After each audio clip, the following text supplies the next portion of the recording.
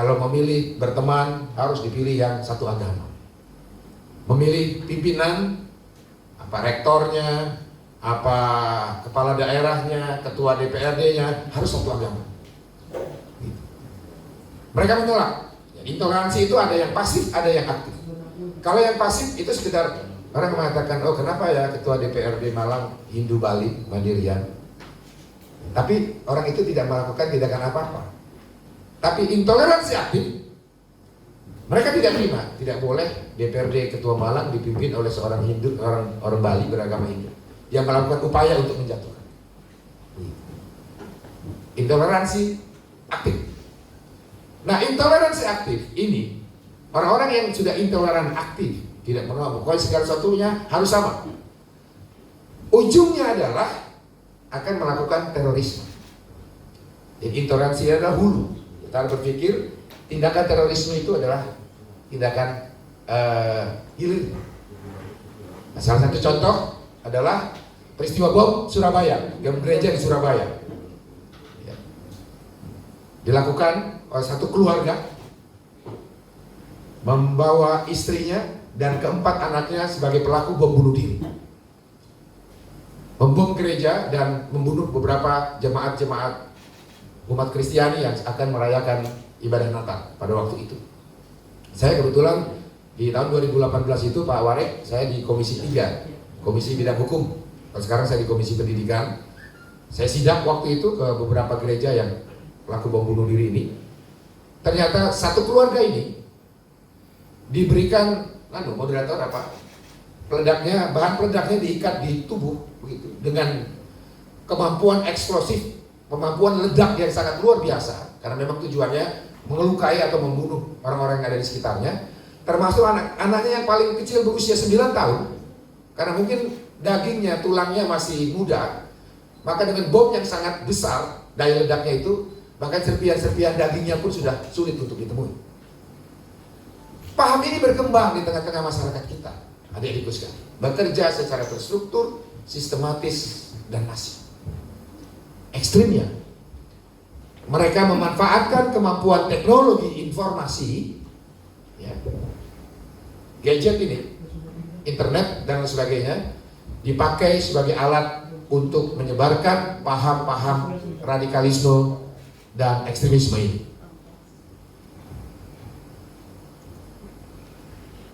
BNPT pernah menyebut radikalisme disebarkan lewat media sosial. Bahkan jaringan teroris bom panci di Bandung beberapa waktu yang lalu pada Warek itu merakit bom panci itu dari Telegram, yang petunjuk praktis membuat bom panci itu dibuat dari Telegram. Dan banyak lagi contoh-contoh bahwa media sosial, kemampuan teknologi informasi dipakai untuk melakukan rekrutmen, brainwashing, cuci otak, dan kemudian indoktrinasi, menanamkan paham. Mereka berkampanye dengan menggunakan ayat-ayat pembenaran, ya, bukan ayat kebenaran. Ya, terorisme itu mereka carikan ayatnya, jalan pintas menuju surga dengan membunuh orang kafir, kira-kira begitu. Ya. Yang saya pernah diskusi dengan Amrozi, ya, Ali Imron. Ini binaan saya, Bu Rektor, mitra sosialisasi kebangsaan, karena ini teroris yang bertobat. Ia katakan, saya cukup punya waktu 2 jam untuk bisa membuat seseorang menjadi teroris. Tapi butuh waktu bertahun-tahun untuk menyadarkan orang yang sudah jadi teroris. Bayangkan, cuma butuh waktu 2 jam untuk membuat orang yang direkrut menjadi teroris. Tapi begitu jadi teroris butuh waktu bertahun-tahun. Aduh sekalian. Kenapa? Terutama sasarannya generasi muda. Karena generasi muda itu ibarat gelas ini, luar direktor, ini gelas putih, gelas kosong. Diisi air putih akhirnya bening. Kalau diisi kopi akan berwarna hitam, diberi susu warnanya putih, dikasih teh warnanya coklat. Itu generasi muda kita. Beberapa pakar psikologi, saya kira saya tidak berurai, tapi pasti memang demikian. Sasarannya adalah generasi muda. Dan banyak pelaku bom bunuh diri ini yang dari kalangan pemuda. Ini saya punya catatan, mulai dari Nana Ikhwan, peristiwa bom bunuh diri di Jerman di Ritz-Carlton 2009, usia 28 tahun, 18 tahun, 22 tahun, 23 tahun. Terakhir pelaku bom bunuh diri 2021 kemarin Pak Warek, namanya Zakia Aini. Itu umurnya 26 tahun, baru lulus kuliah perguruan tingginya di Jakarta. Kampus di Jakarta, sarjananya itu bisa terindoktrinasi oleh paham radikalisme. Ya, begitu diteliti, ditelusuri, Pak Warek, Pak Moderator, ternyata Zakia ini bukan pelaku bom bunuh diri dari jaringan teroris. Begitu diselidiki, ditemukan laptop oleh Densus 88. Begitu dibuka laptopnya, ternyata dia dipengaruhi oleh medsos yang dia lihat, dia baca, dia dengar hampir setiap hari. Maka jadilah dia teroris. Nah, di bukunya, di tabnya itu, dia buat wasiat ke orang tuanya. Dia bilang, demokrasi, Pancasila, dan Undang-Undang Dasar Pemilu berasal dari ajaran kafir yang jelas musyrik. Zakia nasihatkan kepada mama dan keluarga agar semuanya selamat dari fitnah dunia, yaitu demokrasi pemilu, dan tidak murtad tanpa sadar. Bayangkan, ini sarjana bisa mengatakan Pancasila itu produk kafir, togut, demokrasi juga demikian, pemilu juga demikian. Jadi hati-hati, Bu Rektor, Pak Warek, anak-anak kita ini mesti kita berikan pengertian yang sangat dalam. Kemajuan teknologi informasi yang memang tidak kita bisa hindari, karena ini sudah diramah oleh Alvin Toffler sebenarnya beberapa tahun yang lalu. Tahapan perkembangan masyarakat agraris, industri, dan sekarang masuk tahap informasi. Dan informasi ini kita masuk pada era Internet of Things, segalanya serba internet, begitu. Tapi di dalam kecanggihan teknologi informasi itu masuklah paham-paham ini. Ini yang radikalisme. Belum lagi yang liberalisme, paham kebebasan hidup, ya, kebebasan hidup yang mengajarkan bahwa manusia hidup di muka bumi ini dalam keadaan tanpa selai benang. Lalu mereka mengatakan, pada titik ini adik-adik harus menyadari budaya asing yang tidak boleh kalian lakukan. Jadi kalau akan menjadi pemimpin bangsa, karena Bung Karno pernah mengatakan, gantungkanlah cita-citamu setinggi langit. Kalaupun engkau jatuh, engkau akan tetap jatuh di antara bintang-bintang. Kira-kira gitu. Bu Rektor mungkin bercita-cita mau menjadi Menteri Pendidikan. Sekarang baru sampai Rektor Institut Asia, itu sudah alhamdulillah. Mudah-mudahan karirnya akan terus menaik. Saya punya cita-cita menjadi Menteri Sekretaris Negara. Sekarang sudah di Wakil Ketua MPR. Paling tidak mas, satu tingkat lagi lah kira-kira, kalau Tuhan mengizinkan. Kenapa? Dengan kalian menggantungkan cita-cita setinggi langit, maka kalian akan seperti menggunakan kacamata kuda.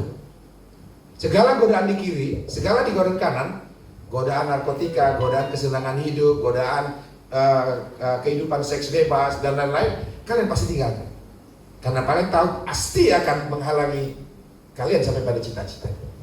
Itulah maksud Bung Karno, Presiden Soekarno, gantungkanlah cita-citamu setinggi langit, agar jalan kita lurus, nggak bengkok-bengkok gitu, yang akhirnya terjebak narkotika, terjebak minum-minuman keras, terjebak seks bebas, MBA biasanya, married by accident gitu. Selesai sudah cita-cita kalian. Nah, terhadap dua tantangan ini, generasi muda harus firm di mana posisi. Untuk firm di mana posisi kita, karena kalian tidak akan bisa menjadi apapun kelak kalau negeri kita ini hancur berantakan karena konflik bersaudara. Seperti tadi yang sudah ada mulai mengadu domba golongan ini, golongan nasionalis, golongan kebangsaan, membenturkan Pancasila dengan, pasti kita tidak akan mungkin bisa membangun. Nah, agar kalian kokoh, karena saya dulu seperti kalian ini, menjadi mahasiswa, menjadi aktivis, ya, seperti moderator siapa namanya? Nah, Mas Dandi ini, ya, terus berkembang sampai akhirnya menjadi anggota DPR sudah 20 tahun, sudah 4 periode saya Bu Rektor, pimpinan MPR 2 periode, karena saya berangkat dari bawah. Dan alhamdulillah saya diisi oleh roh kebangsaan itu begitu kuat.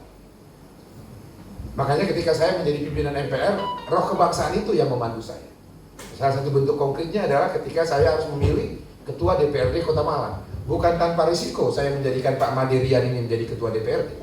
Tapi saya yakin warga di Kota Malang ini adalah warga yang sangat nasionalis, sangat religius, dan menerima Bhinneka Tunggal Ika itu dalam praktek bermasyarakat, berbangsa, dan bernegara. Maka jadilah seorang Madirian, orang Bali beragama Hindu, menjadi ketua DPRD di Kota Malang ini. Inilah eksperimen kebangsaan, ya, eksperimen kebangsaan yang dimimpikan oleh para pendiri bangsa kita. Salah satu mimpinya adalah ketika Sumpah Pemuda. Adik-adik sekalian tadi disinggung oleh Mas Dandi ya, Mas Dandi, Sumpah Pemuda. Kalian tahu sejarah Sumpah Pemuda ini?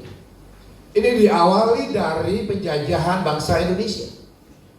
Ada 5 bangsa yang menjajah kita: Portugis, Belanda, Inggris, Spanyol, Belanda, dan Jepang. Dari zaman kekaisaran Nusantara, ini bangsa-bangsa yang menganut paham liberalisme, kapitalisme. Jadi liberalisme dalam bidang kebudayaan tadi itu adalah gaya hidup bebas. Liberalisme dalam bidang ekonomi menjadi kapitalisme. Ujung daripada kapitalisme adalah kolonialisme. Mereka menjajah bangsa lain untuk mendapatkan sumber-sumber alam. Nah, 5 bangsa di dunia pernah menjajah kita. Ini tahapan perkembangan ideologi. Teman-teman harus belajar filsafat politik juga untuk mengatasi situasi, mengetahui situasi apa yang pernah berkembang di tengah masyarakat kita. Dari 5 bangsa yang pernah menjajah kita, Belanda paling lama, Mas Dedi. Kenapa, Bu Rektor? Karena Belanda mengetahui sisi kelemahan bangsa Nusantara pada waktu itu. Apa? Bangsa yang majemuk, bangsa yang plural, paling mudah diadu domba. Ya, akhirnya Belanda menggunakan serum. Serum apa? Serum divided impera. Ya. Politik pecah belah, diadu domba. Sultan yang satu dengan sultan yang lain, Sultan Goa dan Bone disultan diadu domba. Kemudian Sultan Haji dan Sultan Agung Tirtayasa di Banten, dan seterusnya. Pakai apa? Pakai fitnah. Cuman dulu belum ada gadget, Bu Rektor. Jadi belum ada istilah hoax, Mas Moderator. Tapi hoax sudah ada sejak zaman Belanda dulu. Tujuannya apa? Pecahkan, kuasai, divide and rule. Pecahkan dan kuasai. Lihat, adik-adik sekalian, menjadi bangsa terjajah sangat hina, tidak punya harkat, tidak punya martabat, budak bangsa lain. Coba lihat, ada kerja Rodi di zaman Belanda, ada kerja Romusa. Ini nenek moyang kita loh. 350 tahun dijajah Belanda. Kenapa? Karena kebodohan pada waktu itu. Nah, belum ada pendidikan dan sebagainya. Mereka mau diadu domba. Nah, situasi politik adu domba ini yang akhirnya membuat kerajaan-kerajaan Nusantara pada waktu itu diambil harta kekayaan oleh bangsa asing, yang kemudian disadari oleh para pemuda-pemuda Indonesia. Jumlahnya sedikit sekali ketika memulai kesadaran itu, yaitu mahasiswa-mahasiswa kedokteran Sekolah Tinggi Kedokteran Stovia di Jakarta. Berkumpullah mereka, para mahasiswa-mahasiswa mulai memikirkan, nggak enak ya jadi bangsa yang terjajah. Kok nggak enak ya jadi bangsa yang mau diadu domba? Mereka mulai berpikir melepaskan dari kolonialisme. Akhirnya kemudian berdirilah Budi Utomo di 1908. Dari sekelompok kecil mahasiswa kedokteran Stovia itu akhirnya kemudian tumbuh semangat memerdekakan diri. Jadi Bu Lisa tidak perlu khawatir memulai dari hal yang kecil. Karena kemerdekaan bangsa Indonesia ini dimulai dari sekelompok kecil mahasiswa kedokteran Stovia ketika mulai memikirkan kemerdekaan pada waktu itu.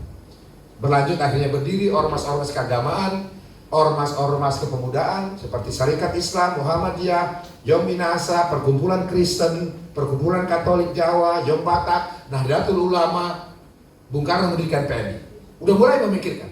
Jadi berbagai macam pemuda, ada yang Islam, ada yang Kristen, ada yang Katolik, udah ikut memikirkan kemerdekaan. Di semua golongan agama ikut memikirkan kemerdekaan. Akhirnya mereka menemukan rumus bagaimana menghadapi politik pecah belah. Rumusnya kemudian ditemukan namanya politik persatuan. Om Paman ada yang jadi Dandim di Aceh, ada yang jadi Kajari di Ambon, ada yang jadi Kapolres di Padang, atau sebaliknya. Kemarin kita punya Pak Kapolres, Pak Leo, orang Batak, Kapolres di Malang. Pak Ujung tempo hari Kapolres Kabupaten Malang, orang Padang. Tapi sebaliknya, ada orang Malang bisa menjadi Kapolres di Sumbar atau daerah lain. Itulah indahnya Pancasila dan Bhinneka Tunggal Ikanya.